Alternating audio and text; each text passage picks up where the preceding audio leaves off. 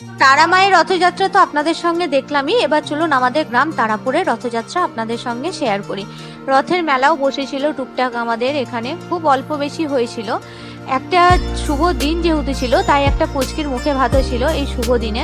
পুচকিটার এখানে আশীর্বাদ পর্ব চলছে, এই জিনিসটা বাচ্চাদের কাছে খুবই বিরক্তিকর, তবু এটা তো করতেই হবে। চলুন, সমস্ত কিছু শেষ, এবার আমরা যাব যোগুদাদার সাথে পথভ্রমণে। এখানে যোগুদাদা বেরিয়ে পড়েছেন রথের উদ্দেশ্যে। দাদা আজ খুবই খুশি, কারণ তার ভাই বোন দুজনে মিলে বেরিয়েছে যে পথভ্রমণে।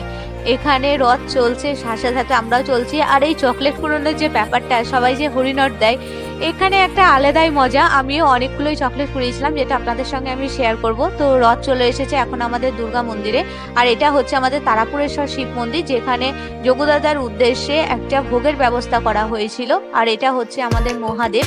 এবার যোগুদাদা যাবেন ওনার ঘরের মধ্যে। যোগুদাদাকে চলুন ঘরের মধ্যে রেখে দিয়ে আসি, তারপরে ঘুরবো আমরা। যোগুদাদা এখন পৌঁছে গেছে ওনার আসনে। দুই ভাই বোনের মিলে এখন গল্প শুরু করুক, রথে কি কি দেখলো না দেখলো, কত কি কিনলো মেলাতে। এবার আমরা চলে যাই আমাদের সবার সাথে মেলাতে। এখানে সবাই নিজের মনের মতো করে আনন্দ করছিল। যাই হোক, পৃথিবীর শ্রেষ্ঠ উৎসব যেহেতু, তাই সবাই নিজের নিজের মতো করে আনন্দ করছিল।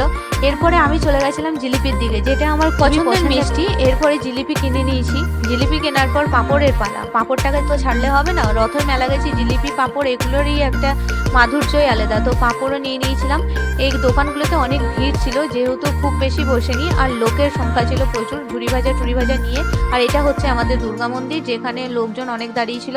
আর একটা বেলুন তো কিনতেই হবে, তো একটা বেলুনও নিয়ে নিয়েছিলাম। বেলুনটা নিয়ে যাওয়ার পর ভাবছিলাম যে কাকে দেবো, এরপরে দেখি দুটো পুচকে ছিল, তো একে দিয়েছিলাম। একে দেওয়ার পর এ তো খুবই খুশি ছিল, একদম বেলুনটাকে নাচতে শুরু করেছিল। একেও একটা দিয়েছিলাম, তো এই পুচকেটাও খুব খুশি ছিল বেলুনটা পাওয়ার পরে। এরপরে আমরা একটু শেষে ফুচকা খেয়ে নিয়েছিলাম।